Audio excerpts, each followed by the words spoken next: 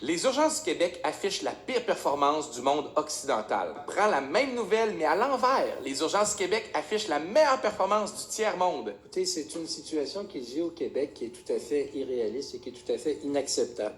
C'est choquant, c'est révoltant que de voir qu'au Québec, dans un pays évolué, dans un coin du monde où c'est moderne, où c'est évolué, les gens meurent dans les urgences. C'est tout à fait inacceptable. On sait qu'au Québec, dans les urgences, ça a toujours été une difficulté, l'attente dans les 48 heures. Comment désengorger les urgences bondées et surtout trouver des lits là, pour les patients âgés? Voir un coup d'œil, Michel, au taux d'occupation actuellement dans la région de Montréal. Moyenne d'à peu près 140-138 %. Donc, il y a des cas extrêmes. Aujourd'hui, l'hôpital Santa Cabrini, 232 %. L'hôpital qu'on va visiter ce soir ensemble, l'hôpital Notre-Dame, 149 %. Et ça va comme ça, là, tout l'hiver, ça oscille dans les moyennes de 140-150 % de taux d'occupation, ce qui est élevé. Si vous étiez avec nous hier, vous avez vu, puis on vous apprenait pas donc la nouvelle, les urgences débordent. On vous faisait vivre des moments, et surtout un urgentologue qui nous expliquait à quel point c'est difficile de changer les choses, d'améliorer les choses dans les urgences. Attention à civière, s'il vous plaît. 10 heures ce matin, le taux d'occupation de l'urgence de l'Institut dépasse les 140 % et il n'est pas rare de le voir atteindre 300 %. Les infirmières de l'hôpital du Surroi lancent un véritable appel à l'aide. L'urgence est sursaturée. On parle en fait d'un taux d'occupation de 300 %. Le personnel exténué a peur de commettre, vous allez voir, des erreurs.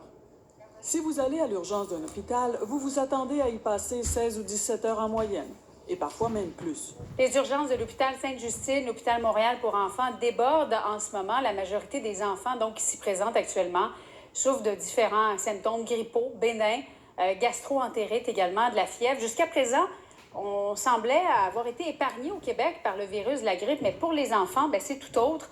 On vous parlait hier de la situation problématique de l'urgence de l'hôpital de Saint-Eustache. Mélanie, ce n'est malheureusement pas le seul établissement à devoir composer avec une urgence qui déborde.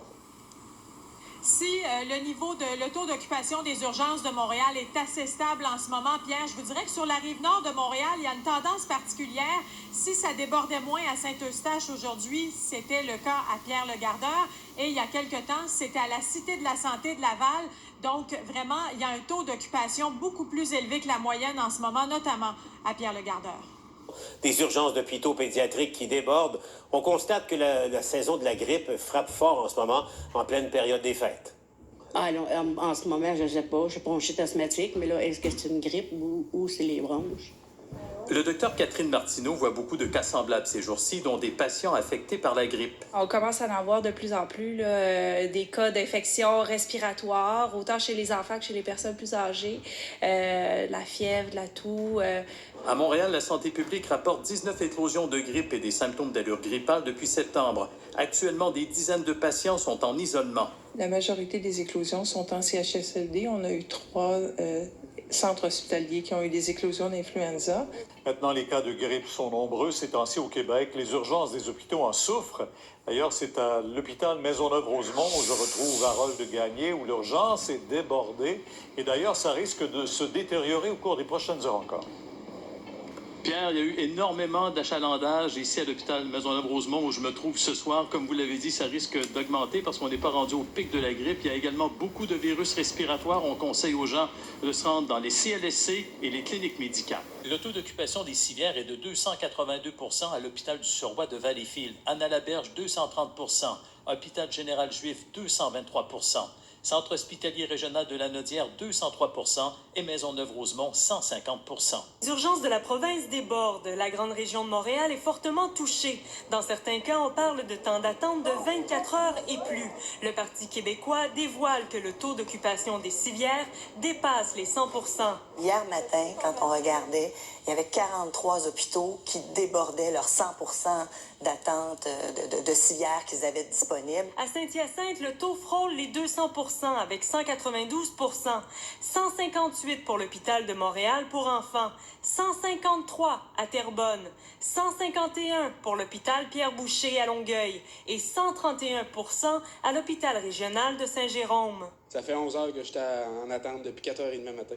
De la patience, il en faut. Les urgences de la province débordent. Le constat est particulièrement frappant à Montréal. Ça dépasse les 200 % dans au moins 2 hôpitaux. À Québec aussi, le taux d'occupation des civières frôle 200 % à Saint-François-d'Assise, à l'Hôtel-Dieu et à l'Enfant-Jésus.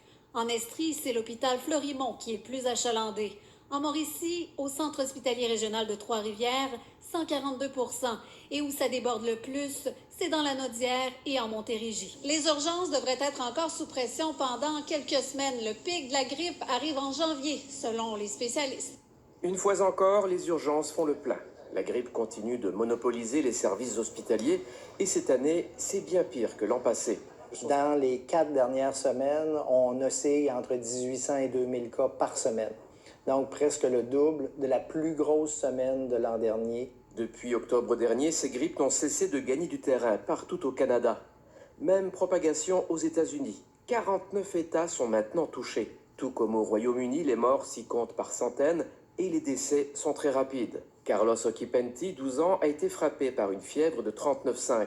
Il est mort 2 jours plus tard dans les bras de sa mère, Brenda.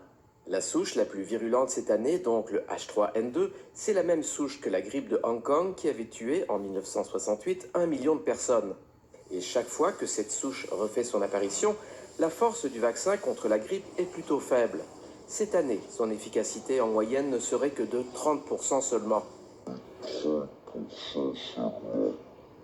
Les campagnes de vaccination sont malgré tout prises d'assaut, car selon les autorités sanitaires, cela reste le meilleur rempart contre les autres souches de grippe en général pour les plus vulnérables. L'information paraît incroyable. Ça fait du bien d'avoir une donnée là-dessus.